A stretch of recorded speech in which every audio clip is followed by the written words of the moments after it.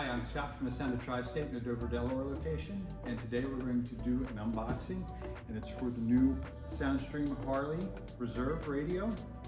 It is an entertainment system for the 1998 through 2013 Harley Davidson Street Glide radios. And what it does is it gives us the ability for Apple CarPlay, Android Auto, and Sirius satellite radio if you want to add it. And it also comes with a 7-inch screen that is IP5 certified. And so today what I'm going to do is open up the box. And inside we're going to find the manual for the unit. And then on top of that, we're going to have our harnesses that give us our direct plug and play for the radio to the vehicles. In this case, it's going to be our bike. Then it also gives us the Bluetooth mic so that we can make phone calls through the bike. And then also, it gives us a set of hardware that gives us the ability to bolt radio directly into the bike, just like it would if it were the factory. So now, we'll go ahead and pull the unit so you can see what we have here. And as you can see on this one, it is a 7-inch screen. And like I said before, it is IP5 certified with its factory bolting locations. And then on the rear, it gives us our plug and play harness port so that we can plug it into the bike direct. And then in the event that you don't want to do direct audio, you can do through amplifiers a set of RCAs for front, rear, and subwoofer. And that is pretty much what we have for the... So Scott, you're going to be installing the SoundStream Reserve that we were just talking about for the Harley Street Glide.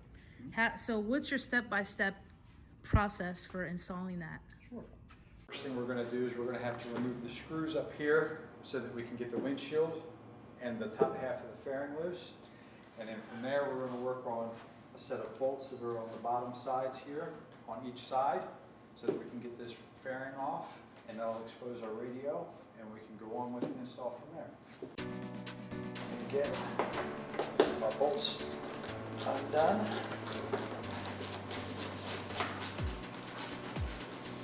And usually what I do is start with the two outer, so that way they can be loose first, and then I do the center one last, so that way it's easier to keep a hold of this metal bracket. Some of the bikes have these brackets on the front, some don't. But I can pull our windshield.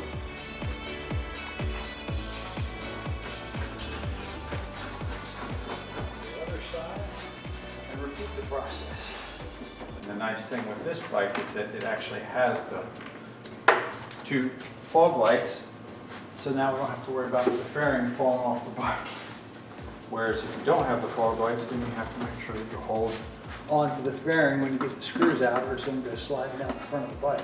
Now that we've gotten our screws loose, we can take it, turn these lights to the side just a little bit, about a quarter turn, and that will allow us to slide it through. As you can see, it exposes the whole radio.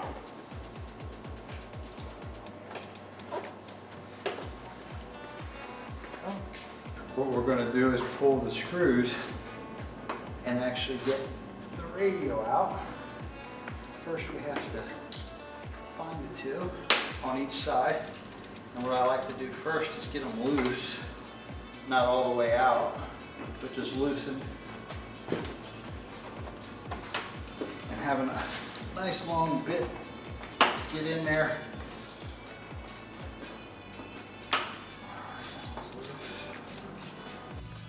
So now what we're going to do is unplug all of our harnesses from the old radio. Starting with the CD piece, the Harman Kardon CD piece, because that will be going away with the radio when we put the new one in. And we take the first plug out, the actual radio antenna comes out, and then our final harness. And from there we'll pull the radio. There is one other step then, which is going to be is I have to fool around with this ignition switch. There is a special little keyed spot underneath that you hit and it unlocks out, and then that's going to allow us to slide the radio into the front. Okay. Versus this one is preloaded in from the back factory. Okay. So it's a kind of a opposite. To make sure that we have enough room for the face of the radio to fit between the fairing and the ignition switch. Without taking this off, it's way too tight and you can't get the ignition switch back on. Right. So it has to come off. So now what we're going to do is we're going to go ahead and get ready to put the radio into the bike now. So the first thing we have to do is pop and release the ignition cylinder piece so that way we can make room for the radio to slide through. And then now what we're going to do is start feeding the harnesses in through the hole. Oil pressure and turn signals. There is a plug for the factory one that you'll unplug. And then now what we'll do is we'll take the one that's actually on the face of the new radio that covers those and plug it in, and it'll take and do it in its place. Okay, so our next step now is to go ahead and plug in our factory harnesses into the new harness, like that. And then from here, we're going to now plug the radio into the new harness.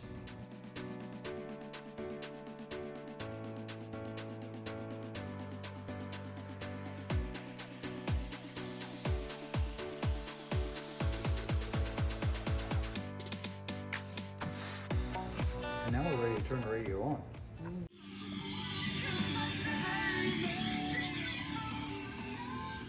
Okay guys, so that's the finalization of the radio, and just a few helpful tips and pointers.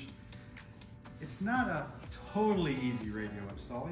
It's doable, but one thing you have to keep in mind is, one, when you're taking the screws out of the fairings, is one, keep them all so that you can reuse them.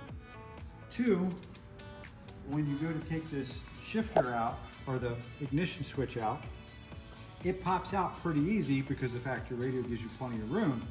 But when you put the new radio in, there's two factors to be able to get this switch back in. One is if there's chrome on the face of this vehicle, then you're going to have to take and pop that chrome trim off because it cannot be on there. It will hold the radio out too far and you will not be able to get this knob back on. And when you do put the knob back on, it's going to be super close, but it will go back on without that trim, and only without that trim. So this is Scott from Sound of Tri-State, finishing up this video. Wanted to at least ask you to try to subscribe, like, and share. And until next time, have a good one, guys.